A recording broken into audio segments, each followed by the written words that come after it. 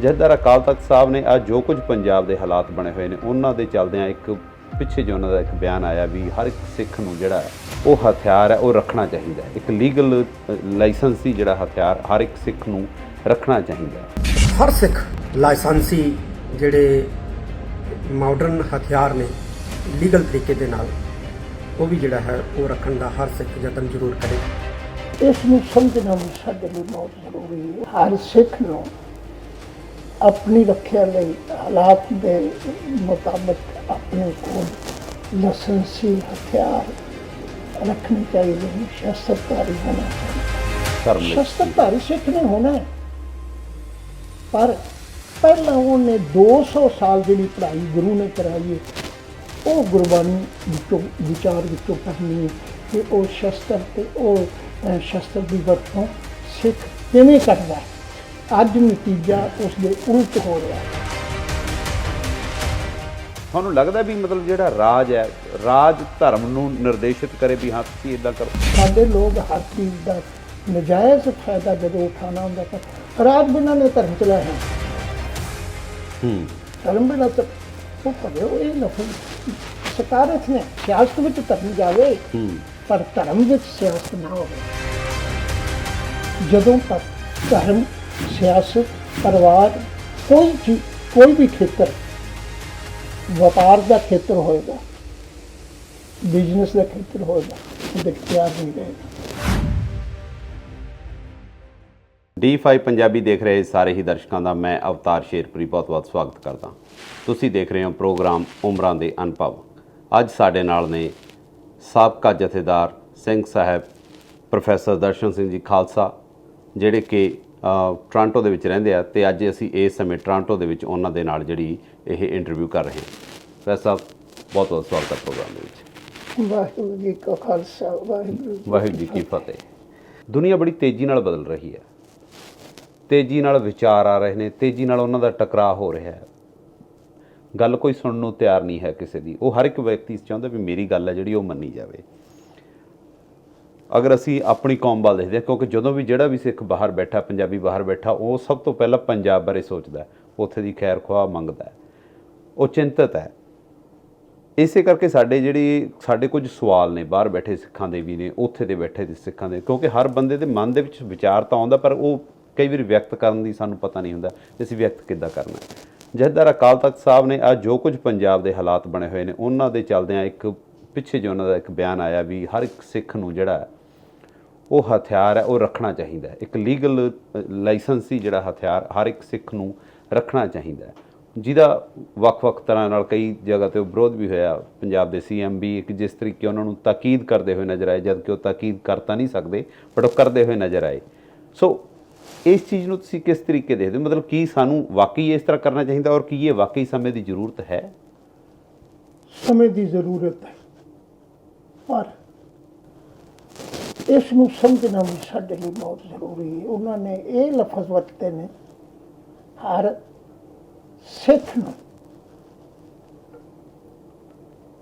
ਸਿੱਖ ਨੂੰ ਆਪਣੀ ਰੱਖਿਆ ਲਈ ਹਾਲਾਤ ਦੇ ਮੁਤਾਬਕ ਆਪਣੇ ਕੋਲ ਲਾਇਸੈਂਸੀ ਹਥਿਆਰ ਰੱਖਣੇ ਚਾਹੀਦੇ ਨੇ। ਸ਼ਸਤਰਧਾਰੀ ਹੋਣਾ ਚਾਹੀਦਾ।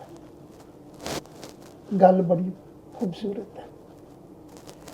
ਸਾਡੇ ਪੁਰਾਤਨ ਇਤਿਹਾਸ ਨੂੰ ਵੀ ਤਸੱਵਰ ਕਰਦੀ ਹੈ, ਪਰ ਇਸ ਨੂੰ ਵੀ ਸਾਡੇ ਸਾਹਮਣੇ ਉਹੀ ਮਸਲਾ ਹੈ ਕਿ ਹਰ ਸਿੱਖ ਨੂੰ ਤਾਂ ਕਹਿ ਦਿੱਤਾ। ਸਿੱਖ ਕੌਣ ਹੈ? ਜਿਹੜਾ ਸਿੱਖੀ ਪਾਲਦਾ। ਸਿੱਖੀ ਕਿੱਥੋਂ ਸਮਝਣੀ ਹੈ? ਗੁਰੂ ਕੋਲੋਂ। ਸਤਿਗੁਰੂ ਬਾਣੀ ਵਿੱਚ ਕਹਿੰਦੇ ਨੇ, ਸੋ ਸਿੱਖ, ਲਫ਼ਜ਼ ਸੋ ਸਿੱਖ ਹੈ। ਸੋ ਸਿੱਖ ਸਖਾ ਬੰਦਪ ਹੈ ਭਾਈ, ਜੋ ਗੁਰ ਕੇ ਭਾਣੇ ਵਿੱਚ ਆਵੇ। ਤੇ ਦੂਜੇ ਪਾਸੇ ਕਹਿੰਦੇ ਨੇ, ਆਪਣੇ ਭਾਣੇ ਜੋ ਚੱਲੇ ਭਾਈ, ਉਹ ਸਿੱਖ ਨਹੀਂ, ਉਹ ਵਿਛੜ ਚੋਟਾਂ ਖਾਵੇ। ਇੱਕ ਪਾਸੇ ਆਪਾਂ ਇਹ ਕਹਿ ਰਹੇ ਹਾਂ ਕਿ ਹਾਲਾਤ ਬੜੀ ਤੇਜ਼ੀ ਨਾਲ ਬਦਲ ਰਹੇ ਨੇ। ਉਹਨਾਂ ਬਦਲੇ ਹੋਏ ਹਾਲਾਤਾਂ ਦਾ ਸਾਡੇ 'ਤੇ ਵੀ ਅਸਰ ਹੈ। ਅਸੀਂ ਵੀ ਬਦਲ ਰਹੇ ਹਾਂ, ਹਰ ਇਨਸਾਨ ਬਦਲ ਰਿਹਾ ਹੈ। ਪਰ ਗੁਰੂ ਵਿਚਾਰ ਕਦੀ ਬਦਲਦੇ ਨਹੀਂ। ਅੱਜ ਸ੍ਰੀ ਗੁਰੂ ਗ੍ਰੰਥ ਸਾਹਿਬ ਦੀ ਬਾਣੀ ਦਾ ਇੱਕ ਹਿੰਸਾ ਵੀ ਬਦਲੇ, ਇੱਕ ਸਿਹਾਰੀ ਵੀ ਬਦਲੇ ਤੇ ਅਸੀਂ ਪਰੇਸ਼ਾਨ ਹੋ ਜਾਂਦੇ ਹਾਂ ਨਾ। ਜੀ। ਇਸ ਗੱਲ ਸਾਬਤ ਕਰਦੀ ਹੈ ਕਿ ਸਾਨੂੰ ਇਹ ਵਿਸ਼ਵਾਸ ਹੈ ਕਿ ਗੁਰਬਾਣੀ ਜਿਹੜੀ ਗੁਰੂ ਹੈ ਉਹ ਬਦਲ ਨਹੀਂ ਸਕਦੀ, ਤੇ ਫਿਰ ਅਸੀਂ ਕਿਵੇਂ ਬਦਲ ਸਕਦੇ ਹਾਂ? ਸਿਰਫ ਕੀ ਹੈ, ਜਦੋਂ ਅਸੀਂ ਗੁਰਬਾਣੀ ਛੱਡ ਕੇ ਬਦਲਾਂਗੇ ਤੇ ਪਹਿਲੀ ਸਾਡੀ ਮਨਮਤ ਇਹ ਹੋਵੇਗੀ ਕਿ ਅਸੀਂ ਸਮਝਾਂਗੇ ਵੀ ਗੁਰਬਾਣੀ ਵਿੱਚ ਖੌਰੇ ਨਵੀਨਤਾ ਨਹੀਂ, ਸਾਡੇ ਅੱਜ ਵਾਲੇ ਬਦਲਾਅ ਨਹੀਂ, ਜਾਂ ਸਾਡੀਆਂ ਅੱਜ ਵਾਲੀਆਂ ਲੋੜਾਂ ਪੂਰੀਆਂ ਨਹੀਂ ਕਰਦੀ, ਫਿਰ ਅਸੀਂ ਸਿੱਖ ਨਹੀਂ ਰਹਾਂਗੇ। ਤੇ ਸਿੱਖੀ ਜਿਹੜੀ ਹੈ ਉਹ ਗੁਰਬਾਣੀ ਵਿੱਚ ਹੈ। ਇਸ ਲਈ ਗੁਰਬਾਣੀ ਅਨੁਸਾਰ ਪਹਿਲਾਂ ਆਪਣੇ ਆਪ ਨੂੰ ਸਪਸ਼ਟ ਕਰੀਏ ਕਿ ਅਸੀਂ ਸਿੱਖ ਹਾਂ, ਫਿਰ ਉਹ ਸਿੱਖ ਜਿਹੜਾ ਗੁਰਬਾਣੀ ਦੀ ਸਿੱਖਿਆ ਤੇ ਚੱਲਦਾ ਹੈ ਉਹ ਸ਼ਸਤਰਧਾਰੀ ਹੋਵੇ। ਜੇ ਉਹਨੂੰ ਖਤਰਾ ਮਹਿਸੂਸ ਹੋਵੇ, ਜੇ ਉਸ ਸਿੱਖ ਨੂੰ ਖਤਰਾ ਮਹਿਸੂਸ ਹੋਵੇ ਤੇ ਫਿਰ ਉਹ ਸ਼ਸਤਰਧਾਰੀ ਹੋਵੇ। ਫਿਰ ਉਹ ਜਦੋਂ ਸ਼ਸਤਰਧਾਰੀ ਹੋਵੇਗਾ ਉਹਦੇ ਤੇ ਉਹ ਚੀਜ਼ ਹਮੇਸ਼ਾ ਲਈ ਲਾਗੂ ਰਹੇਗੀ। ਜਿਵੇਂ ਮੈਂ ਹੁਣੇ ਅਰਜ਼ ਕੀਤੀ ਸੀ ਵੀ ਗੁਰੂ ਨਾਨਕ ਨੇ ਮਹਿਸੂਸ ਕੀਤਾ ਧਾਰਮਿਕ ਜ਼ੁਲਮ ਬ੍ਰਾਹਮਣ ਦੇ ਰਾਹੀਂ ਹੋ ਰਿਹਾ ਹੈ, ਲੋਕਾਂ ਦੀਆਂ ਧੀਆਂ ਭੈਣਾਂ ਬੱਚੀਆਂ ਦੇਵਦਾਸੀਆਂ ਬਣਾ ਕੇ ਤੇ ਇਹ ਕੈਦ ਕੀਤੀਆਂ, ਜ਼ੁਲਮ ਹੋ ਰਿਹਾ ਹੈ। ਇੱਥੇ ਬਸ ਨੇ ਲੋਕਾਂ ਦੀ ਦੌਲਤ ਕਮਾਈ ਹੋਈ ਜਿਹੜੀ ਉਹ ਦਾਨ ਦਕਸ਼ਨਾ ਦੇ ਰੂਪ ਵਿੱਚ ਜ਼ਰੂਰੀ ਕੰਪਲਸਰੀ ਕਰ ਦਿੱਤੀ ਗਈ ਹੈ। ਇਸ ਤਰ੍ਹਾਂ ਉਹਨਾਂ ਦੀ ਇੱਜ਼ਤ ਆਬਰੂ ਵੀ ਖੋਇਆ ਜਾ ਰਿਹਾ, ਦੌਲਤ ਵੀ ਖੋਈ ਜਾ ਰਹੀ ਹੈ। ਇਹ ਇੱਕ ਧਾਰਮਿਕ ਜ਼ੁਲਮ ਸੀ। ਤੇ ਬਾਬਰ ਵੀ ਜਿੰਦੇ ਸੰਬੰਧ ਵਿੱਚ ਗੁਰੂ ਨਾਨਕ ਨੇ ਬੜੇ ਸਪਸ਼ਟ ਲਫ਼ਜ਼ਾਂ ਵਿੱਚ ਕਹਿ ਦਿੱਤਾ ਕਿ ਪਾਪ ਕੀ ਜੰਜ ਲੈ ਕਾਬਲੋਂ ਦਾਇਆ, ਜੋਰੀ ਮੰਗੇ ਦਾਨ ਵੇ ਲਾ ਲੋ, ਸਰਮ ਧਰਮ ਦੋ ਛਾਪ ਖਲੋਏ, ਕੂੜ ਫਿਰੇ ਪ੍ਰਧਾਨ ਵੇ ਲਾ ਲੋ। ਜੇ ਇਹ ਸਭ ਕੁਝ ਜ਼ੁਲਮ ਨੂੰ ਵੇਖਦੇ ਆ, ਗੁਰੂ ਨਾਨਕ ਨੇ ਇਨਕਲਾਬੀ ਲਹਿਰ ਸ਼ੁਰੂ ਕੀਤੀ, ਕੀਤੋ ਸੁਪਨਾ ਪੰਥ ਨਿਰਾਲਾ, ਤਾਂ ਦੇਖਣਾ ਹੋਏਗਾ ਉਹ ਸਿੱਖੀ, ਉਸੇ ਨੂੰ ਸਿੱਖ ਅਸੀਂ ਆਖਦੇ ਹਾਂ ਨਾ, ਜਿਹੜਾ ਉਸ ਇਨਕਲਾਬੀ ਲਹਿਰ ਦਾ ਮੈਂਬਰ ਬਣਿਆ। ਬਿਲਕੁਲ ਠੀਕ। ਤੇ ਉਹ ਸਿੱਖੀ ਨੂੰ ਕਿਉਂ ਨਹੀਂ ਪਹਿਲੇ ਦਿਨ ਸ਼ਸਤਰਧਾਰੀ ਬਣਾ ਦਿੱਤਾ, ਵਿਚਾਰ ਦਿੱਤੀ, ਪਹਿਲਾਂ ਉਹਨੂੰ ਸਮਝ ਦਿੱਤੀ। ਇਸੇ ਲਈ ਮੈਂ ਇੱਕ ਗੱਲ ਕਰਾਂ, ਜਿੱਥੇ ਰੋਸ਼ਨੀ ਦਾ ਮਤਲਬ ਧਰਮ ਵਿੱਚ ਗਿਆਨ ਹੈ। ਹਾਂਜੀ। ਜਦੋਂ ਧਰਮ ਸ਼ੁਰੂ ਹੁੰਦਾ ਹੈ ਉਹਦੇ ਵਿੱਚ ਗਿਆਨ ਪਹਿਲਾਂ ਹੈ। ਗੁਰਬਾਣੀ ਨੇ ਆਖ ਦਿੱਤਾ ਹੈ ਜਾਂ ਗਿਆਨ ਤੇ ਧਰਮ ਹੈ। ਧਰਮ ਜਿਹੜਾ ਹੈ ਹਰ ਇੱਕ ਚੀਜ਼ ਤੇ ਲਾਗੂ ਹੁੰਦਾ ਹੈ। ਸਤਿਗੁਰੂ ਨੇ ਬਾਣੀ ਵਿੱਚ ਵੀ ਇਹ ਗੱਲ ਆਖੀ ਹੈ, ਕਹਿੰਦੇ ਨੇ ਇਹ ਸਰੀਰ ਸਭ ਧਰਮ ਹੈ। ਸਰੀਰ ਵੀ ਧਰਮ ਹੈ ਕਿਉਂਕਿ ਕਿਸੇ ਨਿਯਮ ਵਿੱਚ ਹੈ ਨਾ। ਨੱਕ ਵਿੱਚ ਸਵਾਸ ਲੈਣੇ ਨੇ, ਮੂੰਹ ਨੇ ਸਵਾਸ ਲੈਣਾ, ਨਾਲ ਖਾਣਾ ਹੈ, ਅੱਖਾਂ ਨੇ ਦੇਖਣਾ ਹੈ, ਕੰਨਾਂ ਨੇ ਸੁਣਨਾ ਹੈ, ਕੰਨਾਂ ਦਾ ਕੰਮ ਅੱਖਾਂ ਨੇ ਨਹੀਂ ਕਰਨਾ, ਅੱਖਾਂ ਦਾ ਕੰਮ ਕਰਨਾ। ਇਹ ਨਿਯਮ, ਇਸੇ ਨਿਯਮ ਦਾ ਨਾਮ ਧਰਮ ਹੈ। ਹਾਂਜੀ। ਤਾਂ ਧਰਮ ਜਿਹੜਾ ਹੈ ਉਹ ਗਿਆਨ ਵਿੱਚ ਤੋਂ ਬਿਨਾਂ ਨੇ ਪਤਾ ਹੋਵੇ ਕਿ ਮੈਂ ਇੱਕ ਵਾਰੀ ਉਸ ਕੀਤੀ ਸੀ ਵੀ ਅਜੀਬ ਗੱਲ ਇਹ ਹੈ ਕਿ ਦੋ ਕੰਨ ਨੇ ਪਰ ਸੁਣਦੇ ਇੱਕੋ ਗੱਲ ਨੇ, ਦੋ ਅੱਖਾਂ ਨੇ ਦੇਖਦੀਆਂ ਇੱਕੋ ਨੇ। ਭਾਈ ਗੁਰਦਾਸ ਜੀ ਨੇ ਆਖਿਆ ਦੋਏ ਦੋਏ ਅੱਖੀਆਂ ਦੇਖੀਆਂ ਨੇ, ਇੱਕ ਦਰਸ਼ਨ ਦਿਸੇ, ਦੋਏ ਦੋਏ ਕੰਨ ਸੁਣੀਂਦੇ, ਇੱਕ ਸ਼ਬਦ ਸਿਰਸੇ। ਇਹ ਧਰਮ ਹੈ ਜਿਹੜਾ ਏਕਤਾ ਪੈਦਾ ਕਰਦਾ ਹੈ। ਦੋ ਪੈਰ ਨੇ ਪਰ ਇੱਕੇ ਪਾਸੇ ਚੱਲ ਸਕਦੇ ਨੇ। ਜੇ ਦੋਵਾਂ ਪੈਰਾਂ ਨੂੰ ਆਖੋ ਵੀ ਇੱਕ ਪੈਰ ਇੱਧਰ ਚੱਲੇ, ਦੂਜਾ ਇੱਧਰ ਚੱਲੇ, ਕਦੀ ਕੋਈ ਮੰਜ਼ਿਲ ਨਹੀਂ ਮਿਲੇਗੀ। ਇਹ ਇੱਕ ਧਰਮ ਹੈ।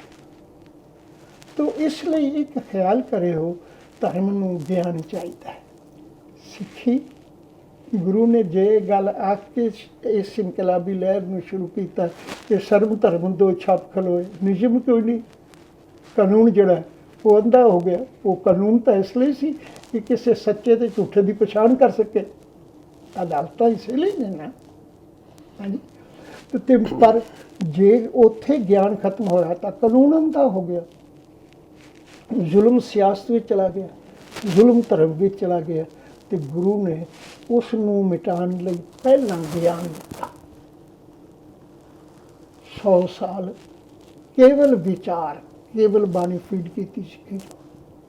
ਉਸ ਤੋਂ ਬਾਅਦ ਵੀ ਜੇ ਸ਼ਸਤਰ ਗੁਰੂ ਹਰਗੋਬਿੰਦ ਸਾਹਿਬ ਨੇ ਉਠਾਏ ਤਾਂ ਆਪ ਉਠਾ ਕੇ ਸ਼ਸਤਰ ਕਿਵੇਂ ਰੱਖਣਾ ਹੈ, ਕਿਵੇਂ ਵਰਤਣਾ ਹੈ, ਉਹ ਰੂਪ ਵਰਤਿਆ। 200 ਸਾਲ ਬਾਅਦ ਵਿਚਾਰ ਵਿੱਚ ਗੁੜੁੰਦ ਕਰਕੇ ਚੰਗੀ ਤਰ੍ਹਾਂ ਗੁਰਬਾਣੀ ਦੀ ਵਿਚਾਰ ਸਿੱਖੀ ਅੰਦਰ ਪ੍ਰਤੱਖ ਕਰਕੇ ਫਿਰ ਸਿੱਖ ਨੂੰ ਸ਼ਸਤਰਧਾਰੀ ਬਣਾਇਆ। ਔਰ ਇਹੋ ਕਾਰਨ ਸੀ ਸਿੱਖ ਨੇ ਜਿੰਨੀਆਂ ਜੰਗਾਂ ਲੜੀਆਂ, ਗੁਰੂ ਨੇ ਜਿੰਨੀਆਂ ਜੰਗਾਂ ਲੜੀਆਂ, ਆਖਰ ਤਾਂ ਸ਼ਸਤਰ ਨਾਲ ਹੀ ਲੜੀਆਂ ਨੇ, ਕਿਉਂਕਿ ਤੁਹਾਡਾ ਸਬਜੈਕਟ ਹਾਂਜੀ ਸ਼ਸਤਰ ਦੀ ਲੋੜ ਪਈ। ਪਰ ਮੈਨੂੰ ਤੁਸੀਂ ਦੱਸੋਗੇ ਕਿ ਉਹ ਜਿੰਨੀਆਂ ਜੰਗਾਂ ਗੁਰੂ ਨੇ ਲੜੀਆਂ, ਕਿਸੇ ਰਾਜ ਭਾਗ ਬਣਾਉਣ ਲਈ ਲੜੀਆਂ, ਕਿਸੇ ਕੁਰਸੀ ਲਈ, ਕਿਸੇ ਮਿਨਿਸਟਰੀ ਲਈ ਲੜੀਆਂ। ਬਿਲਕੁਲ ਧਰਮ ਲਈ ਸ਼ਸਤਰਧਾਰੀ ਸਿੱਖ ਨੇ ਹੋਣਾ ਹੈ। ਪਰ ਪਹਿਲਾਂ ਉਹਨੇ 200 ਸਾਲ ਜਿਹੜੀ ਪੜ੍ਹਾਈ ਗੁਰੂ ਨੇ ਕਰਾਈ ਹੈ, ਉਹ ਗੁਰਬਾਣੀ ਵਿੱਚੋਂ ਵਿਚਾਰ ਵਿੱਚੋਂ ਕਰਨੀ ਹੈ ਕਿ ਉਹ ਸ਼ਸਤਰ ਤੇ ਉਹ ਸ਼ਸਤਰ ਦੀ ਵਰਤੋਂ ਸਿੱਖ ਕਿਵੇਂ ਕਰਦਾ ਹੈ। ਅੱਜ ਨਤੀਜਾ ਉਸ ਦੇ ਉਲਟ ਹੋ ਰਿਹਾ ਹੈ।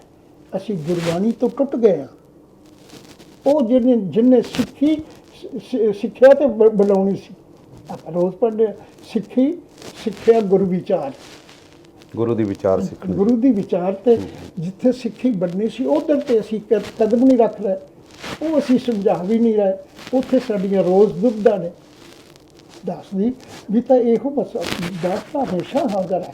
ਅੱਜ ਜਥੇਦਾਰ ਅਕਾਲ ਤਖ਼ਤ ਨੂੰ ਤੁਹਾਡੇ ਜ਼ਰੀਏ ਵੀ ਇੱਕ ਮੈਸੇਜ ਦੇਣਾ ਚਾਹੁੰਦਾ। ਪਹਿਲਾਂ ਆਪਾਂ ਬੈਠ ਕੇ ਆਓ ਵਿਚਾਰ ਕਰੀਏ ਕਿ ਕੀ ਅਸੀਂ ਜਿਹੜੀ ਗੁਰੂ ਨੇ ਸਾਨੂੰ ਸਿੱਖਿਆ ਦਿੱਤੀ ਹੈ, ਜਿਹੜੀ ਚੀਜ਼ ਸਾਨੂੰ ਸਿੱਖੀ ਦੇ ਸਕਦੀ ਹੈ, ਬਣਾ ਸਕਦੀ ਹੈ, ਜਿਹੜੀ ਸਿੱਖੀ ਫਿਰ ਹਥਿਆਰਬੱਧ ਹੋਵੇ, ਸ਼ਸਤਰਬੱਧ ਹੋਵੇ, ਉਹ ਬਾਅਦ ਵਿੱਚ ਅਸੀਂ ਪਹਿਲਾਂ ਬੈਠ ਕੇ ਆਓ ਵਿਚਾਰ ਕਰੀਏ ਕਿ ਅਸੀਂ ਉਹ ਸਿੱਖੀ ਸੰਭਾਲ ਸਕਦੇ ਹਾਂ ਜਾਂ ਸੰਭਾਲ ਰਹੇ ਹਾਂ। ਸੰਭਾਲਣ ਦਾ ਸਾਡੇ ਕੋਲ ਕੋਈ ਪਲਾਨ ਹੈ। ਇਸ ਲਈ ਮੈਂ ਸਮਝਦਾ ਵੀ ਇਹ ਬਿਆਨ ਸਕਾਰਤ ਹੈ, ਪਰ ਸਮੇਂ ਤੋਂ ਤੇ ਹਾਲਾਤ ਤੋਂ ਪਹਿਲਾਂ ਜਿਹਨੂੰ ਕਹਿੰਦੇ ਨੇ ਕੱਚੀ ਖੇਤੀ ਵੱਢਣ ਵਾਲੀ ਗੱਲ ਬਣੀ। ਕੱਚੀ ਸਰਸੋਂ ਪੇਲ ਕੇ ਨਾ ਖਾਲ ਪਈ ਨਾ ਤੇਲ। ਪਰ ਕੁਝ ਚੀਜ਼ਾਂ ਨਾ ਕਨਫਿਊਜ਼ ਕਰਦੀਆਂ ਨੇ, ਕਿਉਂਕਿ ਕਈ ਵਾਰੀ ਜਿੱਦਾਂ ਹੁੰਦਾ ਨਾ ਵੀ ਆਪਾਂ ਆਪਣੀ ਉਹ ਗੱਲ ਨੂੰ ਕਈ ਵਾਰੀ ਕੰਟਰਾਡਿਕਟ ਕਰਦੇ ਹਾਂ। ਤਕਰੀਬਨ ਅੱਜ ਤੋਂ ਕਈ ਵਾਰੀ ਪਹਿਲਾਂ ਜਦੋਂ ਬੀਬੀ ਜਗੀਰ ਕੌਰ ਜੀ ਪ੍ਰਧਾਨ ਸੀਗੇ SGPC ਦੇ, ਤਾਂ ਇੱਥੋਂ ਨਿਊਯਾਰਕ ਦੀਆਂ ਜਿਹੜੀਆਂ ਵੋਟਾਂ ਬਣ ਰਹੀਆਂ ਸੀ ਗੁਰਦੁਆਰਾ ਦੀਆਂ, ਤਾਂ ਮੈਂ ਉਹਨਾਂ ਨੂੰ ਪੁੱਛਿਆ ਰੂਲ ਐਂਡ ਰੈਗੂਲੇਸ਼ਨ ਕੀ ਨੇ। ਉਹ ਕਹਿੰਦੇ ਵੀ ਜਿਹਦੇ ਵੀ ਨਾਂ ਨਾਲ ਸਿੰਘ ਲੱਗਦਾ ਉਹ ਬੰਦਾ ਮੈਂਬਰ ਬਣ ਸਕਦਾ। ਮੈਂ ਕਿਹਾ ਪਰ ਇਹ ਤਾਂ SGPC ਦੀ ਰੂਲਿੰਗ ਨਹੀਂ ਹੋਣੀ ਚਾਹੀਦੀ। ਉਹ ਕਹਿੰਦੇ ਤੁਸੀਂ SGPC ਨੂੰ ਕਨਫਰਮ ਕਰ ਲਓ। ਮੈਂ ਬੀਬੀ ਜਗੀਰ ਕੌਰ ਨੂੰ ਕਾਲ ਕੀਤੀ, ਮੈਂ ਕਿਹਾ ਜੀ ਵੀ ਦੱਸੋ ਵੀ ਕੌਣ ਜਿਹੜਾ SGPC ਦੀ ਵੋਟਿੰਗ ਦੇ ਵਿੱਚ ਸ਼ਾਮਲ ਹੋ ਸਕਦਾ। ਕਹਿੰਦੇ ਜਿਹਦੇ ਨਾਂ ਨਾਲ ਸਿੰਘ ਤੇ ਕੌਰ ਲੱਗਦਾ। ਮੈਂ ਕਿਹਾ ਜੀ ਚਾਹੇ ਪਾਹੇ ਵਾਲ ਕੱਟੇ ਹੋਣ, ਦਾੜੀ ਕੱਟੀ ਹੋਵੇ। ਕਹਿੰਦੇ ਹਾਂਜੀ ਬਿਲਕੁਲ, ਬਸ ਜੀ ਉਹਦੇ ਨਾਂ ਨਾਲ ਸਿੰਘ ਲੱਗਦਾ ਹੋ ਸਕਦਾ।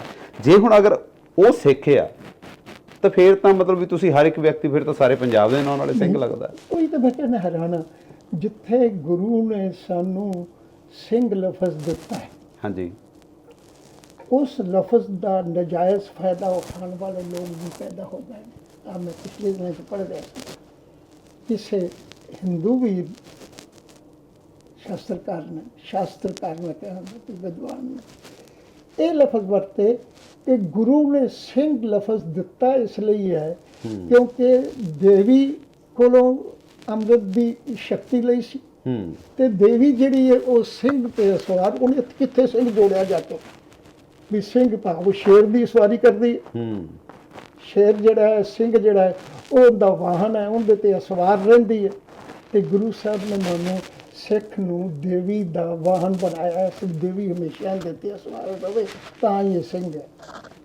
ਕੀ ਕਹੋ, ਉਹ ਇੰਟਰਪ੍ਰੀਟੇਸ਼ਨ ਦਾ ਫਿਰ ਉਹਨਾਂ ਨੇ ਆਪਣੇ ਤਰੀਕੇ ਨਾਲ ਕਰਨੀ ਹੈ ਨਾ। ਹਾਂਜੀ ਹਾਂਜੀ। ਇਸੇ ਤਰ੍ਹਾਂ ਗੁਰੂ ਸਾਹਿਬ ਨੇ ਬਾਣੀ ਅੰਦਰ ਵੀ ਇੱਕ ਥਾਂ ਤੇ ਕਹਿ ਦਿੱਤਾ, ਕਹਿਣ ਲੱਗੇ ਜਬ ਲਗ ਸਿੰਘ ਰਹੇ ਬਨ ਮੈਂ ਤਬ ਲਗ ਬਨ ਫੂਲੇ ਮੈਂ ਨਾ।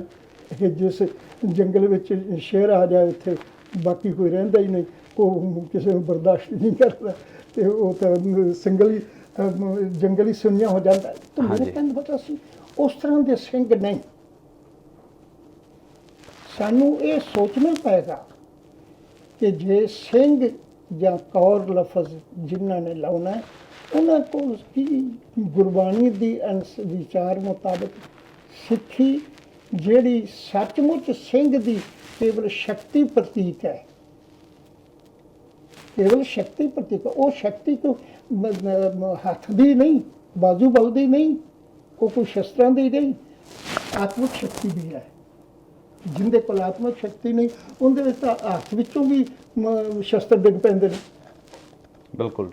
ਇਸ ਲਈ ਜਿੰਨੀ ਦੇਰ ਅਸੀਂ ਗੁਰਬਾਣੀ ਕੋਲੋਂ ਅਗਵਾਈ ਨਹੀਂ ਲਵਾਂਗੇ, ਉਨੀ ਦੇਰ ਸਿੰਘ ਤੇ ਕੌਰ ਲਫ਼ਜ਼ ਦੀ ਵੀ ਨਜਾਇਜ਼ ਵਰਤੋਂ ਰਹੇਗੀ।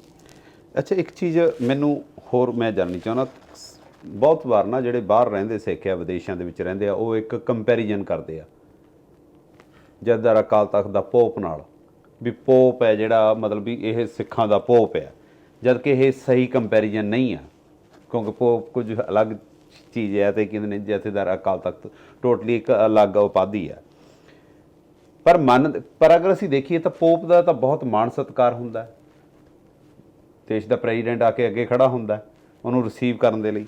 ਪਰ ਇੱਥੇ ਸਾਡੀ ਆਪਣੀ ਕੌਮ ਹੈ, ਇੱਕ ਪਾਸੇ ਤਾਂ ਅਸੀਂ ਕਹਿੰਦੇ ਹਾਂ ਵੀ ਪੋਪ ਦਾ ਦਰਜਾ ਦੇ ਰਹੇ ਹਾਂ, ਪਰ ਅਸੀਂ ਇੱਕ ਪਾਸੇ ਉਹਨਾਂ ਦੀ ਉਹ ਗੱਲ ਨੂੰ ਜਿਹੜਾ ਉਹ ਉਲੱਥ ਰਹੇ ਹਾਂ ਜਾਂ ਉਹਨਾਂ ਦੀ ਗੱਲ ਦਾ ਵਿਰੋਧ ਕਰ ਰਹੇ ਹਾਂ। ਜਿਸ ਤਰੀਕੇ ਮਤਲਬ ਪੰਜਾਬ ਦੇ ਜਿਹੜੇ ਮੌਜੂਦਾ CM ਨੇ ਭਗਵੰਤ ਮਾਨ ਵੀ, ਮੈਂ ਬਰੀਫ ਲਫ਼ਜ਼ਾਂ 'ਚ ਇਸ ਦੇ ਉੱਤੇ ਤੁਹਾਡੇ ਵਿਚਾਰ ਜਾਣਨਾ ਚਾਹੂੰਗਾ ਵੀ ਉਹਨਾਂ ਨੇ ਜਿਸ ਤਰੀਕੇ ਨਾਲ ਉਹ ਇੱਕ ਤਾਕੀਦ ਕਰਦੇ ਹੁੰਦੇ ਆ ਵੀ ਜਥੇਦਾਰ ਸਾਹਿਬ ਨੂੰ ਇਸ ਤਰ੍ਹਾਂ ਦਾ ਬਿਆਨ ਨਹੀਂ ਦੇਣਾ ਚਾਹੀਦਾ, ਪੰਜਾਬ ਦੇ ਵਿੱਚ ਹਥਿਆਰਾਂ ਦੀ ਕੋਈ ਜ਼ਰੂਰਤ ਨਹੀਂ ਹੈ। ਦੂਸਰੇ ਪਾਸੇ ਉਹ ਆਰਮੀ ਤੋਂ, ਉਹ ਸੈਂਟਰ ਤੋਂ ਉਹ ਆਰਮੀ ਦੀ ਮੰਗ ਕਰ ਰਿਹਾ ਵੀ ਸਾਨੂੰ ਜਿਹੜੀਆਂ ਇੰਨੀਆਂ ਉਹਨਾਂ ਦੀਆਂ ਬਟਾਲੀਅਨ ਦਿੱਤੀਆਂ ਜਾਣ ਤਾਂ ਜੋ ਜਿਹੜਾ ਜੂਨ 84 ਆ ਰਿਹਾ ਵੀ ਅਸੀਂ ਇਹ ਜਿਹੜਾ ਘੱਲੂ ਘਾਰੇ ਦਾ ਦਿਵਸ ਮਨਾਇਆ ਜਾਣਾ ਵੀ ਉਦੋਂ ਪੰਜਾਬ ਦੇ ਵਿੱਚ ਹਾਲਾਤ ਖਰਾਬ ਹੋ ਸਕਦੇ ਨੇ। ਇੱਕ ਪਾਸੇ ਉਹ ਜਥੇਦਾਰ ਸਾਹਿਬ ਦੀ ਸਿਕਿਉਰਿਟੀ ਵੀ ਘਟਾਉਂਦੇ ਆ ਵੀ ਤੁਸੀਂ ਸਿਕਿਉਰਿਟੀ ਘਟਾ ਲਓ, ਫਿਰ ਬਾਅਦ ਦੇ ਵਿੱਚ ਜਦੋਂ ਪੰਜਾਬ ਦੇ ਵਿੱਚ ਇੱਕ ਨਾਮਵਰ ਗਾਇਕ ਦਾ ਕਤਲ ਹੁੰਦਾ ਤੇ ਉਸ ਤੋਂ ਬਾਅਦ ਉਹਨਾਂ ਨੂੰ ਦੁਬਾਰਾ ਵੀ ਬੇਨਤੀ ਕਰਦੇ ਵੀ ਤੁਸੀਂ ਹੁਣ ਲੈ ਲਓ। ਤੁਸੀਂ ਮਤਲਬ ਇਹ ਤੁਹਾਨੂੰ ਲੱਗਦਾ ਵੀ ਮਤਲਬ ਜਿਹੜਾ ਰਾਜ ਹੈ, ਰਾਜ ਧਰਮ ਨੂੰ ਨਿਰਦੇਸ਼ਿਤ ਕਰੇ ਵੀ ਹਾਂ ਤੁਸੀਂ ਇੱਦਾਂ ਕਰੋ? ਇਹ ਚੀਜ਼ ਸਾਡਾ ਦੁਖਾਂਤ ਹੀ ਹੋ ਗਿਆ ਕਿ ਜਿਵੇਂ ਪਹਿਲਾਂ ਦੱਸਿਆ ਵੀ ਅਸੀਂ ਆਪਣੇ ਅਨੁਕੂਲ ਸਭ ਕੁਝ ਬਣਾ ਰਹੇ ਹਾਂ। ਰਾਜਨੀਤੀ ਤੇ ਧਰਮ ਦਾ ਆਪਸੀ ਸੰਬੰਧ ਗੁਰੂ ਨੇ ਜੋੜਿਆ, ਉਹਦੇ ਵਿੱਚ ਕਨਸੈਪਟ ਸੀ। ਮੈਂ ਇੱਕ ਵਾਰੀ ਐਗਜ਼ਾਮਪਲ ਵੀ ਦਿੱਤੀ ਸੀ ਕਿ ਰੂੜੀ ਜਿਹੜੀ ਹੈ ਉਹ ਖੇਤ ਵਿੱਚ ਪਾਉਂਦੇ ਨੇ, ਜਿਹਨੂੰ ਆਪਾਂ ਰੇਹ ਆਖਦੇ ਹਾਂ, ਰੂੜੀ ਦੇਸੀ ਰੇਹ, ਹਾਂਜੀ, ਖੇਤਾਂ ਵਿੱਚ ਪਾਉਂਦੇ ਨੇ। ਖੇਤ ਜਿਹੜਾ ਹੈ ਉਹ ਫਸਲ ਜ਼ਿਆਦਾ ਪੈਦਾ ਕਰਦਾ ਹੈ। ਬਿਲਕੁਲ। ਪਰ ਖੇਤ ਵਿੱਚ ਹਾਲਾਂਕਿ ਉਹਦੇ ਰਾਹੀਂ ਜਿਹੜਾ ਉਹ ਫਸਲ ਪੈਦਾ ਹੋਈ, ਪਰ ਕਦੇ ਤੁਸੀਂ ਵੇਖਿਆ ਵੀ ਰੂੜੀ ਕੋਈ ਘਰ ਲੈ ਆਵੇ? ਘਰ ਫਸਲ ਲਿਆਉਂਦੇ ਨੇ। ਘਰ ਜਿਹੜਾ ਹੈ ਜਿਹੜੀ ਕੀਮਤ ਪੈਂਦੀ ਘਰ ਲਿਆਉਂਦੇ ਨੇ, ਉਹ ਫਸਲ ਲਿਆਉਂਦਾ, ਰੂੜੀ ਨਹੀਂ ਲਿਆਉਂਦਾ। ਰੂੜੀ ਖੇਤ ਵਾਸਤੇ, ਉਹਦੀ ਉਪਜ ਵਾਸਤੇ। ਸਾਡੇ ਲੋਕ ਹਰ ਚੀਜ਼ ਦਾ ਨਜਾਇਜ਼ ਫਾਇਦਾ ਜਦੋਂ ਉਠਾਉਣਾ ਹੁੰਦਾ ਕਿ ਰਾਜ ਬਿਨਾਂ ਨੇ ਧਰਮ ਚਲਾਇਆ ਹੈ, ਧਰਮ ਬਿਨਾਂ ਸਭ ਉਹ ਭਰੇ ਉਹ ਇਹ ਲਫ਼ਜ਼ ਸਕਾਰਤ ਨੇ ਕਿ ਰਾਜ ਬਿਨਾਂ ਨੇ ਧਰਮ ਚਲਾਇਆ। ਜਿਵੇਂ ਰੂੜੀ ਜਿਹੜੀ ਹੈ ਉਹ ਉਹਦੇ ਬਿਨਾਂ ਫਸਲ ਅਧੂਰੀ ਹੋ ਜਾਂਦੀ, ਪਰ ਰੂੜੀ ਘਰ ਵਿੱਚ ਨਹੀਂ ਹੋਣੀ ਚਾਹੀਦੀ। ਧਰਮ ਵਿੱਚ ਸਿਆਸਤ ਜਾਵੇ, ਪਰ ਸਿਆਸਤ ਵਿੱਚ ਧਰਮ ਜਾਵੇ, ਪਰ ਧਰਮ ਵਿੱਚ ਸਿਆਸਤ ਨਾ ਹੋਵੇ। ਬਹੁਤ ਦੇਰ ਹੋਈ ਮੈਂ ਇੱਕ ਐਗਜ਼ਾਮਪਲ ਦਿੱਤੀ ਸੀ ਵੀ ਅਕਾਲ ਤਖਤ ਤੇ ਦਰਬਾਰ ਸਾਹਿਬ ਦੀ ਬਣਤਰ ਕਿਵੇਂ ਬਣੀ ਹੈ।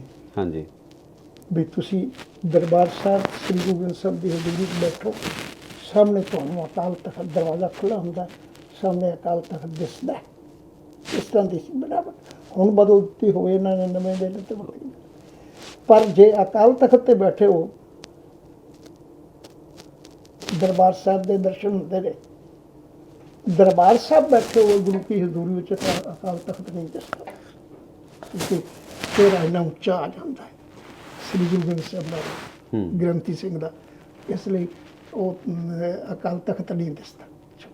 ਜਦੋਂ ਤੁਸੀਂ ਅਕਾਲ ਤਖਤ ਤੇ ਬੈਠੇ ਹੋ, ਕਿਉਂਕਿ ਸ੍ਰੀ ਗੁਰੂ ਗ੍ਰੰਥ ਸਾਹਿਬ ਕਰੀਬ 2-2.5 ਫੁੱਟ ਥੱਲੇ ਬਰਾਬਰ ਹੁੰਦੇ ਨੇ, ਇਸ ਵਾਸਤੇ ਸ੍ਰੀ ਗੁਰੂ ਗ੍ਰੰਥ ਸਾਹਿਬ ਦੇ ਦਰਸ਼ਨ ਹੁੰਦੇ ਨੇ। ਮੈਂ ਕਿਹਾ ਇਹ ਵੀ ਜੇ ਤੁਸੀਂ ਧਰਮ ਵਿੱਚ ਬੈਠੇ ਹੋ, ਤੁਹਾਨੂੰ ਰਾਜ ਨਾ ਦਿਸੇ, ਰਾਜ ਵਿੱਚ ਬੈਠੇ ਹੋਇਆ ਧਰਮ ਦਿਸੇ। ਤੁਹਾਨੂੰ ਪਤਾ ਹੋਵੇ ਵੀ ਰੱਬ ਹੈ, ਮੈਨੂੰ ਕੋਈ ਦੇਖ ਰਿਹਾ। ਸਤਿਗੁਰੂ ਨੇ ਬਾਣੀ ਅੰਦਰ ਹਰ ਗੱਲ 'ਚ ਜਵਾਬ ਦਿੱਤੇ ਨੇ।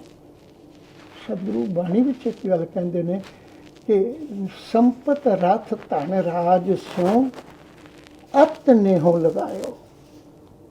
ਤੂੰ ਕਿ ਤੇਰੀ ਹਾਲਤ ਕੀ ਹੈ? ਤੂੰ ਦੌਲਤ, ਸੰਪਦਾ ਤੇ ਰਾਜ ਨਾਲ ਨਿਉ ਵੀ ਨਹੀਂ, ਅਤ ਨਿਉ ਲਗਾਇਓ। ਅਤ ਦਾ ਮਤਲਬ ਹੁੰਦਾ ਹੈ ਅਖੀਰ, ਜਿੰਦੇ ਤੋਂ ਬਾਅਦ ਹੋਰ ਕੋਈ ਨਾ ਹੋਵੇ। ਅੱਜ ਸਾਡੀ ਹਾਲਤ ਇਹ ਹੈ ਕਿ ਸਾਨੂੰ ਰਾਜ ਭਾਗ, ਕੁਰਸੀਆਂ, ਮਨਿਸਟਰੀਆਂ ਇੰਨਾ ਸਾਡਾ ਨਿਉ ਨਾਲ ਲੱਗ ਗਿਆ ਕਿ ਸਾਨੂੰ ਗੁਰਬਾਣੀ ਤੇ ਧਰਮ ਵੀ ਨਹੀਂ ਦਿਸਦਾ। ਇਸ ਤੋਂ ਸਾਹਮਣੇ, ਇਸ ਤੋਂ ਅੱਗੇ ਕੁਝ ਨਹੀਂ। ਉੱਥੋਂ ਠੱਡੇ ਖਾ ਰਹੇ ਹਾਂ।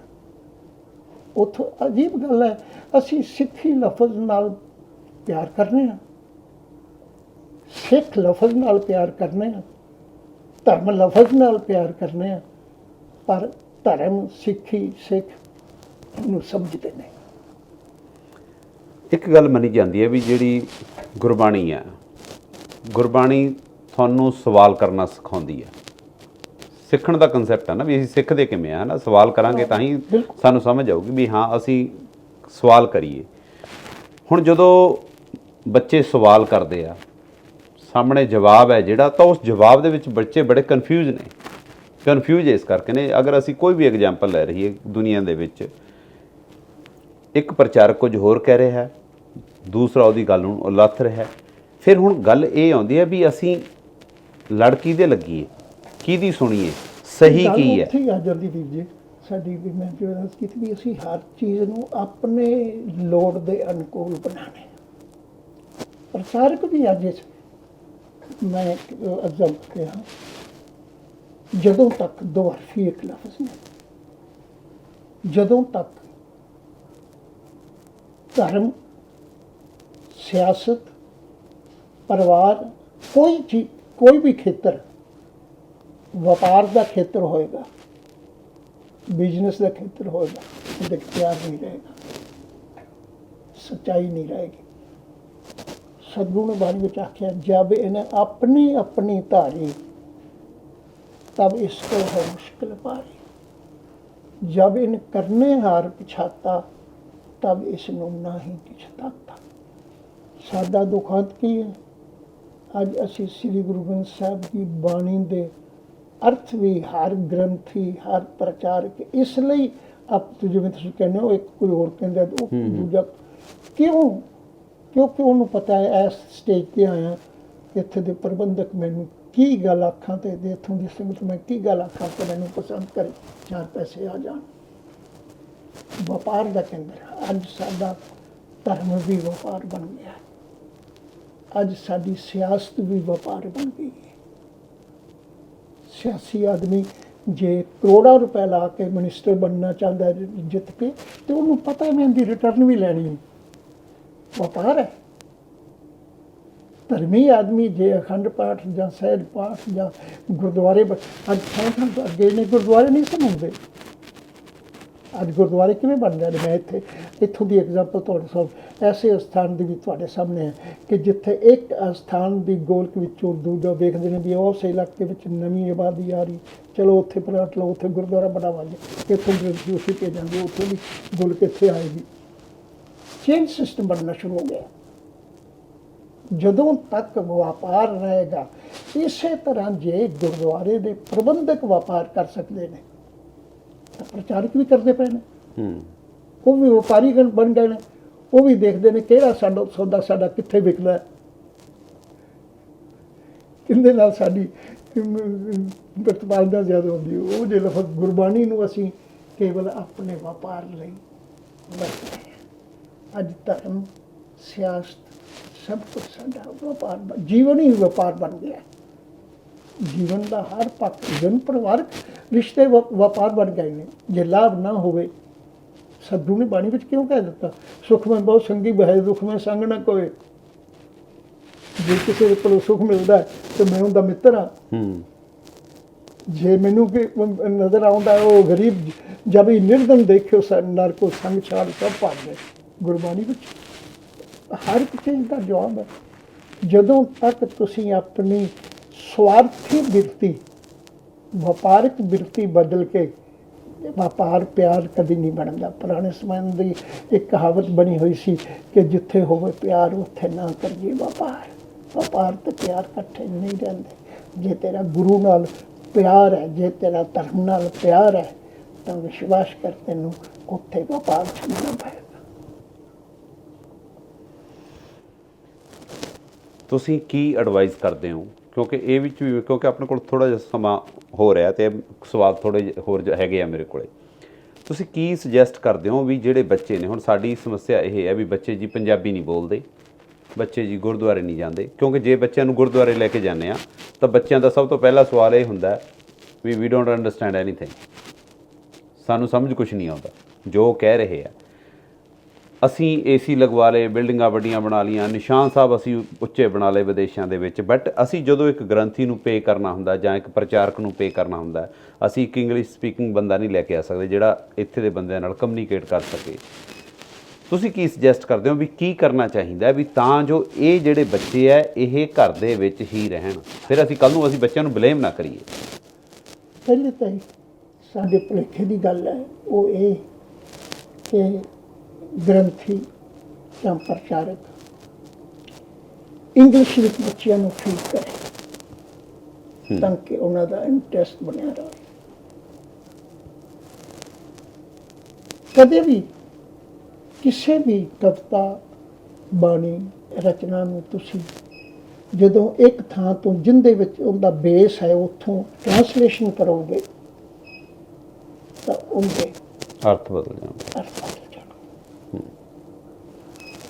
ਔਰ ਸ੍ਰੀ ਗੁਰੂ ਗ੍ਰੰਥ ਸਾਹਿਬ ਪਾਤਸ਼ਾਹ ਜੀ ਦੀ ਗਹਿਰਾਈ ਨੂੰ ਤੁਸੀਂ ਕਿਸੇ ਵੀ ਹੋਰ ਭਾਸ਼ਾ ਵਿੱਚ ਟ੍ਰਾਂਸਲੇਸ਼ਨ ਨਹੀਂ ਕਰ ਸਕਦੇ, ਟ੍ਰਾਂਸਲੇਟ ਨਹੀਂ ਕਰ ਸਕਦੇ। ਮਤਲਬ ਪੋਸੀਬਲ ਨਹੀਂ ਹੈ। ਇਸ ਲਈ ਇਹ ਗੱਲ ਦਾ ਖਿਆਲ, ਇਹ ਠੀਕ ਹੈ ਆਰਜ਼ੀ ਤੌਰ 'ਤੇ ਅਸੀਂ ਬੱਚਿਆਂ ਨੂੰ ਕਹਾਂਗੇ ਤੁਸੀਂ ਅੱਖਰਾਂ ਨੂੰ ਜੋੜ ਕੇ ਚਰਨ ਬਣਾ ਲਓ, ਚਰਨ ਕਮਲ ਚਿਤਰੇ ਸਮਾਏ ਲਿਖ ਲਓਗੇ, ਉਹ ਪੜ੍ਹ ਵੀ ਲੈਣਗੇ। ਪਰ ਚਰਨ ਕੀ ਨੇ, ਕਮਲ ਕੀ ਹੈ? ਫਿਰ ਇਹਦਾ ਸੋਲਿਊਸ਼ਨ ਕੀ ਹੈ, ਇਹਦਾ ਹੱਲ ਕੀ ਹੈ? ਨਹੀਂ, ਹੱਲ ਮੈਂ ਉਸ ਪਾਸੇ ਆ ਰਹੀ। ਹਾਂਜੀ, ਤੁਸੀਂ ਇਸਲਾਮ ਵੱਲ ਦੇਖੋ, ਉਹਨਾਂ ਦੇ ਬੱਚੇ ਵੀ ਪੜ੍ਹਦੇ ਨੇ, ਪਰ ਉਹਨਾਂ ਨੇ ਇੱਕ ਨਿਯਮ ਬਣਾਇਆ ਕਿ ਅਸੀਂ ਆਪਣੇ ਬੱਚਿਆਂ ਨੂੰ ਆਪਣੀ ਭਾਸ਼ਾ ਕੁਰਾਨ ਜ਼ਰੂਰ ਪੜ੍ਹਾਉਂਦੇ। ਉਹ ਮਦਰਸੇ ਉਹਨਾਂ ਦੇ ਸੇ ਨਹੀਂ ਚੱਲਦੇ। ਸਾਡੇ ਉਹੀ ਗੱਲ ਆ ਜਾਂਦੀ, ਅਸੀਂ ਬਦਲ ਗਏ ਹਾਂ ਬਹੁਤ ਜ਼ਿਆਦਾ। ਅਸੀਂ ਉਲਾਰੂ ਬਿਰਤੀ ਹਾਂ, ਜਿਹੜੇ ਪਾਸੇ ਜਾਂਦੇ ਹਾਂ ਤਾਂ ਕਿ ਪੈ ਜਾਂਦੇ ਹਾਂ। ਮਾਡਰਨ ਹੋਣ ਦੇ ਨਾਂ ਦੇ ਉੱਤੇ ਅਸੀਂ ਮਾਡਰਨ ਹੋਣ ਦੇ ਨਾਂ, ਹਾਂਜੀ, ਅਸੀਂ ਇਹ ਸਮਝਦੇ ਹਾਂ ਵੀ ਸਾਡੇ ਬੱਚੇ ਪਿੱਛੇ ਰਹਿ ਜਾਣਗੇ ਜੇ ਅਸੀਂ ਉਹਨਾਂ ਨੂੰ ਪੰਜਾਬੀ ਪੜ੍ਹਾਈ। ਬਲਕਿ ਮੈਂ ਕਈ ਵਾਰੀ ਕਹਿੰਦਾ ਇਹਨਾਂ ਮੁਲਕਾਂ ਵਿੱਚ ਵੀ ਤੁਹਾਨੂੰ ਆਉਣ ਵਾਲੇ ਸਮੇਂ 'ਚ ਲੋੜ ਪ੍ਰਤੀਤ ਹੋਵੇਗੀ ਕਿ ਉਹ ਬੱਚੇ ਜ਼ਿਆਦਾ ਸਫਲ ਹੋਣਗੇ, ਉਹਨਾਂ ਨੂੰ ਨੌਕਰੀਆਂ ਦੀ ਪਹਿਲ ਮਿਲੇਗੀ ਜਿਹੜੇ ਦੂਜੀਆਂ ਭਾਸ਼ਾ ਜਾਣਦੇ ਨੇ। ਬਿਲਕੁਲ।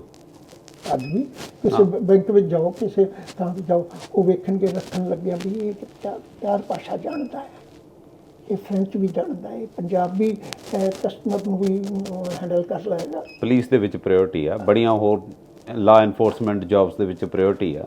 ਤੇ ਫਿਰ ਜੇ ਤੁਸੀਂ ਇਹ ਅੱਜ ਮਹਿਸੂਸ ਕਰਦੇ ਹੋ ਹੁਣੇ ਹੀ ਤੇ ਆਉਣ ਵਾਲੇ ਸਮੇਂ ਅੰਦਰ ਹੋਰ ਕਰੋਗੇ ਤੇ ਕਿਉਂ ਨਾ ਅੱਜ ਅੱਗੋਂ ਦੇ ਜੇ ਛੇਤੀ ਅਤਕਾਇਤ ਵਿੱਚ ਆਪਣੇ ਬੱਚਿਆਂ ਨੂੰ ਤੁਸੀਂ ਸਿਰਫ ਇੰਗਲਿਸ਼ ਤੇ ਨਿਰਭਰ ਕਿਉਂ ਕਰੋ? ਨਾਲ ਸਿਰਫ 20 ਪਾਓ। ਇਹ ਠੀਕ ਹੈ ਕਿ ਤੁਹਾਨੂੰ ਇੰਗਲਿਸ਼ ਪੜ੍ਹਾਉਣੀ ਹੈ, ਉਹ ਤਾਂ ਉਹਨਾਂ ਨੂੰ ਸਕੂਲਾਂ 'ਚ ਮਿਲ ਜਾਣੀ ਹੈ। ਤੁਸੀਂ ਉਹਨਾਂ ਨੂੰ ਘਰ ਪੜ੍ਹਾਓ। मैं तुहानूं अपने बच्चों से ऐसे दिखा देना जिन्हें जड़े श्री गुरु ग्रंथ साहब का पाठ भी करते हैं, कीर्तन भी करते हैं, बाणी भी पढ़ते हैं और इंजीनियर भी ने। हमने पढ़ाई की मेरे नाल ही तबेत सिंह बैठ रहा है, जोगप्रीत सिंह, वो लड़का अजय लिया नहीं है छोटा, वो इंजीनियर है, इलैक्ट्रिकल इंजीनियर बनया, बड़ी चंगी उन्हें वड्डी जॉब मिली। पर श्री गुरु ग्रंथ साहब की बाणी का एक एक अक्षर उन्हें को पढ़ा सकते हो, एक एक लफ्ज़ पढ़ा सकते हो, क्योंकि घरदिਆਂ ने उधर ध्यान दिता। ये साडा दुखांत असीं आप पैदा कर रहे हैं। बच्चे साडे नतीजा निकलेगा गुरुद्वारे तो टुट जाएंगे, जे गुरुद्वारे चो टुटणगे गुरबाणी विचार तो टुट जाएंगे, गुरबाणी विचार तो टुटणगे सिੱਖੀ तो टुट जाएंगे, फिर असीं इतिहास का पन्ना बन के ही रह जावांगे। जे अज असीं ना संभालिया इस समय नूं, साडू फर्ज बनता है कि असीं जे दिहाड़ी दे 8 घंटे या 7 घंटे या 4-5-6 घंटे बच्चा स्कूल रहिंदा तो उन्होंने 1 घंटा घर विच पंजाबी पढ़ाने का ते श्री गुरु ग्रंथ साहिब की बाणी नाल जोड़न का उपराला जरूर करके ये माँ बाप करन, परिवार करे जी। अच्छा एक चीज़ ये दसो भी जिहड़ी हैगी आ ना, ਜਿਹੜੇ ਸ਼ਹੀਦ ਹੁੰਦੇ ਆ, ਸ਼ਹੀਦ ਕੌਮ ਦੇ ਹੁੰਦੇ ਆ। ਸ਼ਹੀਦ ਕਿਸੇ ਇੱਕ ਧੜੇ ਲਈ ਨਹੀਂ ਹੁੰਦਾ ਵਿਅਕਤੀ, ਸ਼ਹੀਦ ਕੌਮ ਦਾ ਹੁੰਦਾ ਪੂਰੀ। ਤੁਸੀਂ ਕਿਸੇ ਵੀ ਸ਼ਹੀਦ ਦਾ ਨਾਂ ਲੈ ਲਓ, ਜੇ ਅਗਰ ਅਸੀਂ ਆਜ਼ਾਦੀ ਲਈ ਗੱਲ ਕਰ ਲਈਏ ਤਾਂ ਭਗਤ ਸਿੰਘ ਹੋਰਾਂ ਦੀ ਗੱਲ ਕਰ ਲਓ, ਰਾਜਗੁਰੂ ਹੋਰਾਂ ਦੀ ਗੱਲ ਕਰ ਲਓ, ਠੀਕ ਹੈ। ਸਿੱਖੀ ਦੇ ਵਿੱਚ ਫਿਰ ਕਿੰਨੇ ਸ਼ਹੀਦ ਹੋਏ ਆ, ਬੰਦ ਕੱਟੇ ਗਏ, ਚਰਖੜੀਆਂ ਤੇ ਚੜ੍ਹੇ ਬਹੁਤ। ਬਟ ਅੱਜ ਜਿਹੜਾ ਉਹਨਾਂ ਦੇ ਉਹ ਜਿਹੜੇ ਸ਼ਹੀਦ ਨੇ ਨਾ, ਅੱਜ ਉਹਨਾਂ ਨੂੰ ਧੜਿਆਂ ਦੇ ਨਾਲ ਵੰਡ ਦਿੱਤਾ ਗਿਆ। ਧੜਿਆਂ ਨੇ ਰੱਖ ਲਿਆ ਵੀ ਹਾਂ ਇਹ ਸਾਡਾ ਸੀ, ਇਹ ਸਾਡਾ ਸੀ। ਇਹ ਇੰਨਾ ਜਿਹੜਾ ਨਿਘਾਰ ਆ ਰਿਹਾ ਹੁਣ ਇਸ ਦਾ ਹੱਲ ਕੀ ਹੈ? ਇਹ ਕਿਉਂ ਹੋ ਰਿਹਾ? गल फिर मुड़ के आप उधर आ जाने, क्योंकि सारी चीज़ ना समझ चल रही। असी समझने शहीद भी असी समझ लिया, जे साडा तो असी उन्होंने शहीद आखता, दूजे नूं जे किसी होर दा जे साडी कसौटी ते पूरा नहीं उतरदा गद्दार आख ले। मैंने इको ही लफज इको ही व्यक्ति के संबंध च बड़ा मशहूर है अपना हरमिंदर सिंह जिहड़ा अपना फाउंडेशन का हरमिंदर सिंह, जिस दिन वो गुजरिया तुसी उन्होंने गोली मारी गई इंडिया च, उस दिन तुसी हैरान हो गए। इत्थे वैनकूवर तो एकदम अखंड पाठ रख के शहीद करता भी शहीद करता हरमिंदर सिंह, तो दूजे दिन दूजी पार्टी का जोर पड़िया तो एकदम लफज बदल गया, एक गद्दार सी सो दिता। इनका मतलब साडी मर्जी तो हो गया भी जो साढ़े अकॉर्डिंग नहीं है, बस वो गलत है। अच्छा एक चीज़ ਜਿਹੜੀ ਬਰਗਾੜੀ ਕਾਂਡ ਦਾ ਜਿਹੜਾ ਰੌਲਾ ਉਹ ਬੜੀ ਦੇਰ ਤੋਂ ਪੈ ਰਿਹਾ ਵੀ ਬਰਗਾੜੀ ਕਾਂਡ ਹੋਇਆ, ਸਰਕਾਰ ਫਲਾਨੀ ਆਊਗੀ, ਪੰਥਕ ਸਰਕਾਰ ਨੇ ਕਰਨਾ ਸੀ, ਹੁਣ ਕਾਂਗਰਸ ਦੀ ਆ ਗਈ, ਹੁਣ ਆਮ ਆਦਮੀ ਪਾਰਟੀ ਦੀ ਆ ਗਈ, ਖੜੇ ਅਸੀਂ ਉੱਥੇ ਹਾਂ। ਜਿਹੜੀ ਅਸਲ ਦੇ ਵਿੱਚ ਗੁਰੂ ਗ੍ਰੰਥ ਸਾਹਿਬ ਦੇ ਉੱਤੇ ਰਾਜਨੀਤੀ ਹੋ ਰਹੀ ਹੈ, ਜਿਹੜੀ ਕਿ ਬੜੀ ਮੰਦਭਾਗੀ ਗੱਲ ਹੈ। नहीं जी मैं कस करा जिहड़ी चीज़ बेवस होवे, वसों बाहर होवे और दुश्मन नूं वो हथियार कम दिंदा होवे, हाँ जी। तो बचना चाहिए। मैं इन्हां नूं एक गल कही सी, मैं कि दुश्मन बेअदबी करता है, क्यों? क्योंकि उन्हें तुहानूं परेशान करना है तो जिन दी परेशानी विचों हालात खराब हो। उन्होंने पता है तुसीं श्री गुरु ग्रंथ साहिब नाल जां बाणी नाल दे गुटकियां नाल प्यार करदे हो। जे मैं कहा तुसीं ये लफज कह दिओ, निकल कर दो ढंग हो, तुसीं किस भुलेखे विच हो? असीं तो बाणी गुरु शब्द गुरु है साडा, साडा शब्द गुरु है, बाणी गुरु है। वो तो कदी मरदी नहीं, वो कदी फटदी नहीं। सतगुरु बाणी में ही कहते हैं गुर का बचन बसे जी नाले, वो साडे दिलां विच वसदा है। बल्कि मैं एक देश में पाबंदी सी गुटका भी नहीं सन ले जान देंदे मैनू, तो मैं उन्होंने दिनों च एक बयान दिता सी, मैं आख्या तुसीं गुटका तो पेपर का नहीं ले जान दोगे, जिहड़ा जपजी साहब मेरे अंदर बैठा वो किवें कढोगे? मैं तुसीं एक गल कहो कि शब्द साडे अंदर वसदा है, ਬਾਣੀ ਸਾਡੇ ਅੰਦਰ ਵਸਦੀ ਹੈ। ਉਹ ਜਲ ਨਹੀਂ ਡੂਬੈ ਤਸਕਰ ਨਹੀਂ ਲੈਵੈ, ਭਾਏ ਨਾ ਸਾਕੇ ਜਾਲੇ, ਗੁਰ ਕਾ ਬਚਨ ਬਸੇ ਜੀ ਨਾਲੇ। ਸਾਡਾ ਗੁਰੂ ਉਹ ਹੈ। ਅਸੀਂ ਤਾਂ ਸਿਰਫ ਸਾਂਭ ਕੇ ਰੱਖਣ ਵਾਸਤੇ ਵਰਤੋਂ ਕਰਦੇ ਹਾਂ ਸਿਆਹੀ ਦੀ, ਵਰਤੋਂ ਕਰਦੇ ਹਾਂ ਪੇਪਰ ਦੀ। ਬਲਕਿ ਜਦ ਸੁਖਮਨੀ ਸਾਹਿਬ ਦੀ ਜਦੋਂ ਲੜੀ ਸ਼ੁਰੂ ਹੋਈ ਤੇ ਮੈਂ ਇੱਥੇ ਇੱਕ ਪਹਿਲੇ ਦਿਨ ਇੱਕ ਲਫ਼ਜ਼ ਕਹਿ ਸਨ, ਮੈਂ ਕਿਹਾ ਇੱਕ ਗੱਲ ਸਮਝੋ ਕਿ ਪੇਪਰ ਸੰਸਾਰ ਤੇ ਬਣਿਆ, ਅਸੀਂ ਬਣਾਇਆ, ਫੈਕਟਰੀਆਂ 'ਚ ਬਣਿਆ। ਸਿਆਹੀ ਸੰਸਾਰ ਤੇ ਬਣੀ, ਈਵਨ ਲਿਪੀ ਵੀ ਸੰਸਾਰ ਤੇ ਬਣੀ ਹੈ, ਇਸੇ ਲਈ ਲਿਪੀ ਵੱਖਰੀ ਵੱਖਰੀ ਹੈ। ਬਾਣੀ ਤਾਂ ਇੱਕ ਉਹ ਵਿਚਾਰਧਾਰਾ ਹੈ ਜਿਹੜੀ ਸੰਸਾਰ ਤੇ ਨਹੀਂ ਬਣੀ, ਜਿਹਨੂੰ ਅਸੀਂ ਕਹਿੰਦੇ ਹਾਂ ਤੁਰਕੀ ਬਾਣੀ ਆਈ, ਜਿਹੜੀ ਵਿਚਾਰਾਂ ਵਿੱਚ ਅਕਾਲ ਪੁਰਖ ਵੱਲੋਂ ਗੁਰੂ ਨਾਨਕ ਦੇ ਵਿਚਾਰਾਂ ਵਿੱਚ ਆਏ। ਇਸ ਲਈ ਉਹ ਜਿਹੜਾ ਬਚਨ ਹੈ ਉਹ ਕੋਈ ਮਾਰਿਆ ਨਹੀਂ ਜਾ ਸਕਦਾ, ਉਹ ਪਾੜਿਆ ਨਹੀਂ ਜਾ ਸਕਦਾ, ਉਹ ਸਾੜਿਆ ਨਹੀਂ ਜਾ ਸਕਦਾ। ਜਲ ਨਹੀਂ ਡੁੱਬੈ ਤਸਕਰ ਨਹੀਂ ਲੈਵੈ, ਭਾਏ ਨਾ ਸਾਕੇ। ਤੁਸੀਂ ਕਿਸ ਭੁਲੇਖੇ ਵਿੱਚੋਂ ਆਪਦਾ ਟਾਈਮ ਜ਼ਾਇਆ ਕਰਦੇ ਹੋ? ਸਾਨੂੰ ਤਾਂ ਉਹ ਸਾਡੀ ਤਾਂ ਬਾਣੀ ਸਾਡੇ ਹਿਰਦਿਆਂ ਵਿੱਚ, ਅਸੀਂ ਸ਼ਬਦ ਗੁਰੂ ਨੂੰ ਮੰਨਦੇ ਹਾਂ। ਉਹ ਤੁਸੀਂ ਇੱਕ ਪਾੜੋਗੇ, ਅਸੀਂ ਦੂਜੇ ਦਿਨ ਹੋਰ ਸਾਨੂੰ ਜ਼ਿਆਦਾ ਜ਼ਿਆਦਾ ਪ੍ਰੈਸ ਕੋਲ ਹੋਰ ਛਪਵਾਉਣਾ ਪਏਗਾ, ਇਸ ਤੋਂ ਜ਼ਿਆਦਾ ਕੁਛ ਨਹੀਂ। ਮੈਂ ਕਿਹਾ ਤੁਸੀਂ 4 ਵਾਰੀ ਇਹ ਕਹਿ ਕੇ ਵੇਖੋ, ਮੇਰੇ ਮਤਲਬ ਇਹ ਨਹੀਂ ਵੀ ਗੁਰੂ ਕੀ ਬੇਅਦਬੀ ਨੂੰ ਭੁੱਲ ਜਾਓ, ਇਹ ਵੀ ਨਹੀਂ, ਪਰ ਮੈਂ ਇੱਕ ਤਰੀਕਾ ਦੱਸਿਆ। ਮੈਂ ਕਿਹਾ ਤੁਸੀਂ 4 ਵਾਰੀ ਬਿਆਨ ਕੇ ਦੇਖੋ, ਉਹ 5ਵੀਂ ਵਾਰ ਉਹਨਾਂ ਦਾ ਹਥਿਆਰ ਖਤਮ ਹੋ ਜਾਵੇਗਾ, ਸਾਨੂੰ ਕੀ ਫਾਇਦਾ ਕਰਨ ਦਾ? ਇਹ ਤਾਂ ਗੱਲ ਇਸ ਗੱਲ ਨਾਲ ਤੜਪਦਾ ਹੀ ਨਹੀਂ। ਨਹੀਂ ਤਾਂ ਤੁਸੀਂ ਜਿੰਨੀ ਮਰਜ਼ੀ ਸਿਕਿਉਰਿਟੀ ਕਰ ਲਓ, ਕਈ ਵਾਰੀ ਕਹਿਣਗੇ ਜਿਸ ਗੁਰੂ ਗ੍ਰੰਥ ਸਾਹਿਬ ਦਾ ਜਿੱਥੇ ਪ੍ਰਕਾਸ਼ ਹੈ, ਗੁਰੂ ਕਹਿੰਦਾ ਜਿੱਥੇ ਪ੍ਰਕਾਸ਼ ਹੈ ਉਹ ਉੱਥੇ ਆਹ ਸਿਕਿਉਰਿਟੀ ਕਰੋ, ਆਹ ਸੀਟੀ ਕੈਮਰੇ ਲਾਓ, ਇਹ ਪੈਰਾ। ਮੈਂ ਕਿਹਾ ਕਿਹੜੀ ਅਜੀਬ ਗੱਲ, ਬਾਜ਼ਾਰੋਂ ਤੁਸੀਂ ਜਿਹੜਾ ਮਰਜ਼ੀ ਦੁਸ਼ਮਣ ਜਿਹੜਾ ਹੈ ਬਾਜ਼ਾਰੋਂ 10 ਰੁਪਏ ਖਰਚ ਕਰਕੇ ਜਿੱਤਾ ਲਵੇ, ਜਿੱਥੇ ਮਰਜ਼ੀ ਪਾੜ ਕੇ ਸੁੱਟ ਕੀ ਕਰੋਗੇ? ਜਦ ਉਹਦੇ ਤੇ ਕੰਟਰੋਲ ਕਰੋ। ਜਿਹੜੀ ਚੀਜ਼ ਤੁਹਾਡੇ ਸਾਡੇ ਵੱਸ ਨਹੀਂ ਤੇ ਸਾਡੇ ਤੁਹਾਡੇ ਗੁਰਮਤਿ ਦੇ ਘੇਰੇ ਵਿੱਚ ਵੀ ਨਹੀਂ ਆਉਂਦੀ, ਅਸੀਂ ਉਹਦੇ ਤੇ ਪਰੇਸ਼ਾਨ ਹੋ ਰਹੇ ਹਾਂ। ਜਿੰਨੀ ਦੇਰ ਸਾਡਾ ਇਹ ਵਿਸ਼ਵਾਸ ਨਹੀਂ ਕਿ ਇਹ ਬਾਣੀ ਜੋ ਜਿਉਂ ਜਾਣੇ ਤਿਸ ਅੰਤਰ ਰਵੇ ਹਰ ਨਾਮਾ। ਜੀ ਮੈਨੂੰ ਫਿਰ ਕਹਿਣਾ ਪੈਂਦਾ, ਦੁੱਖਾਂ ਤੇ ਇਹ ਹੋਇਆ ਕਿ ਬਾਣੀ ਦੀ ਗਹਿਰਾਈ ਵਿੱਚ ਅਸੀਂ ਨਹੀਂ ਜਾ ਰਹੇ, ਨਹੀਂ ਤੇ ਸਾਡੇ ਇਹ ਸਾਰੇ ਦੁੱਖਾਂ ਖਤਮ ਹੋ ਸਕਦੇ ਨੇ ਜੇ ਅਸੀਂ ਕੇਵਲ ਤੇ ਕੇਵਲ ਬਾਣੀ ਨੂੰ ਸਮਝੀਏ ਤੇ ਬਾਣੀ ਦੀ ਗਹਿਰਾਈ ਵਿੱਚ ਜਾਈਏ। ਜੈਦਰ ਸਾਹਿਬ, ਤੁਸੀਂ ਸਾਨੂੰ ਕੀਮਤੀ ਜਿਹੜਾ ਆਪਣਾ ਟਾਈਮ ਦਿੱਤਾ, ਤੁਹਾਡੇ ਲਈ ਤੁਹਾਡਾ ਚੈਨਲ ਵੱਲੋਂ ਤੇ ਸਾਡੀ ਪੂਰੀ ਟੀਮ ਵੱਲੋਂ ਬਹੁਤ ਬਹੁਤ ਧੰਨਵਾਦ। ਮੈਨੂੰ ਵੀ ਖੁਸ਼ੀ ਹੈ ਕਿ ਤੁਸੀਂ ਚਲੋ ਮੇਰੀ ਮਨ ਦੀਆਂ ਗੱਲਾਂ ਕੌਣ ਤੱਕ ਪਹੁੰਚਣ ਚਾਹੀਦੀਆਂ ਨੇ, ਸਿਰਫ ਇਹੀ ਚਾਹਾਂਗਾ ਕਿ ਇਹ ਇਨ ਬਿਨ ਪਹੁੰਚਣ, ਕਿਉਂਕਿ ਅਕਸਰ ਜਿਹੜਾ ਅੱਜ ਦਾ ਇੱਕ ਦੁਖਾਂਤ ਹੈ ਉਹ ਇਹ ਕਿ ਪ੍ਰੈਸ ਐਸੇ ਰੁਝਾਨ ਵਿੱਚ ਚਲੀ ਗਈ ਕਿ ਤੁਹਾਡੀ ਗੱਲ ਨੂੰ ਆਪਣੇ ਮੁਫਾਦ ਦੇ ਮੁਤਾਬਕ ਪੇਸ਼ ਕਰਦੀ ਹੈ। ਮੈਂ ਤੁਹਾਡੇ ਨਾਲ ਮਨ ਦੀਆਂ ਗੱਲਾਂ ਜਿਹੜੀਆਂ ਕਿਸੇ ਨੂੰ ਅਨੁਕੂਲ ਹੋਣ ਜਾਂ ਪ੍ਰਤੀਕੂਲ ਹੋਣ, ਉਹ ਸਾਰੀਆਂ ਸਾਂਝੀਆਂ, ਕਿਉਂਕਿ ਸੱਚ ਬੋਲਣ ਦਾ ਸੁਭਾਅ ਹੈ। ਇਹ ਨਹੀਂ ਕਿ ਮੈਂ ਸਟੇਜ 'ਤੇ ਹੀ ਸੱਚ ਬੋਲਾਂ, ਮੇਰਾ ਫਰਜ਼ ਹੈ ਮੈਂ ਆਪਣੇ ਜੀਵਨ ਵਿੱਚ ਸੱਚ ਨੂੰ ਅਡਾਪਟ ਰੱਖਾਂ।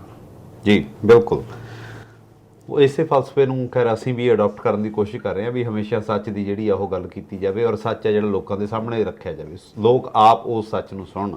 ਸੋ ਮੇਰਾ ਖਿਆਲ ਹੈ ਵੀ ਦਰਸ਼ਕਾਂ ਨੂੰ ਜਿਹੜੀ ਹੈ ਇਹ ਗੱਲਬਾਤ ਜਿਹੜੀ ਹੈ ਪਸੰਦ ਆਊਗੀ ਔਰ ਬਹੁਤ ਕੁਝ ਇਸ ਤੋਂ ਪਾਸਟ ਦੇ ਵਿੱਚ, ਹਿਸਟਰੀ ਦੇ ਵਿੱਚ ਜੋ ਕੁਝ ਹੋਇਆ ਵੀ ਉਹ ਸਿੱਖਣ ਦਾ ਉਹਨਾਂ ਨੂੰ ਮੌਕਾ ਮਿਲੂਗਾ।